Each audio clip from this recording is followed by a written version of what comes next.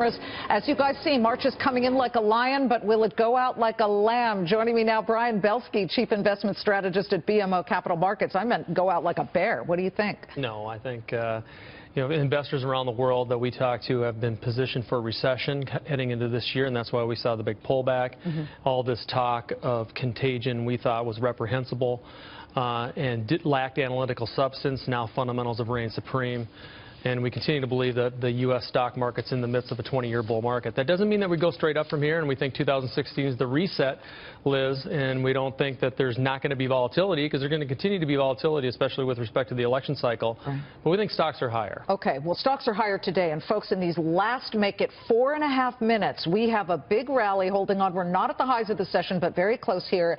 Look, financials are charging ahead. You like those. Consumer discretionary was interesting. We had Bob Dahl on last week, and he said that he believes that should, right in advance of the Oscars, be the Lifetime Achievement Award for consumer discretionary. These are names like Coach and Tiffany and Michael Kors, where you spend when you have extra money, correct? So doesn't that depend on a great economy? We only have 1% growth right now. Depending on three things: confidence, lower gas prices, which a sub-$1.50 gas around the country is meaningful. But then also with respect to what's going on with the economy, it continues to recover, and I think nobody's positioned accordingly for that. And remember, we have some great consumer companies like Amazon, like 20th Century Fox stock, like the media stocks, we think that are still very, very attractive. We got to talk about Apple. This stock, would you argue it has a bit of a dark shadow over it, considering what is going on right now? I don't know if we can dip in and just at least show the video of what's going on Capitol Hill right now, but you have the FBI Director, James Comey, who is just now, if that's a live picture, getting up, I believe. He's finished his testimony, and the photographers are bearing down at the moment. Apple seems to be holding on to gains of anywhere from 3 to 4%, and you can sit here and see that we are in advance, just minutes away from the Apple attorney, Bruce Sewell, who is about to, has he put his hand up to take the oath?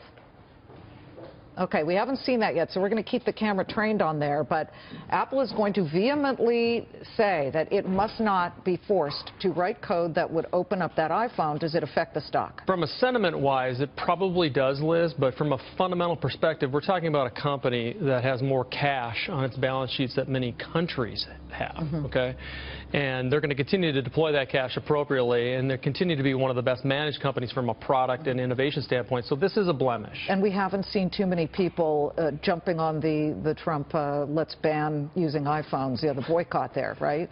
Well, who among us, when the iPhone 7 comes out, won't be first in line? That's the issue. Exactly. And looking ahead, as we see, March can be a tough month. It can be a tough month, but remember, January was a horrible month, one of the worst Januaries we've seen in the history of the stock market. Shocked a lot of people. And in the fourth quarter of 2015, when we typically and historically see very strong gains in the fourth quarter, was pretty weak. So I think the seasonality factor could be waned a little bit, Liz, meaning it's going to be pushed out a little bit. I'd be more worried about the summer months when we head into some of the conventions and we have a lot more messier news on the election front. I think it's going to scare some investors on a near-term basis. He's a believer that what goes on with the election does affect the markets. We shall see. Brian, lovely to have you. Thanks for having us. He's a bull on this very bullish day. Brian Belski, great to have you. That'll do it for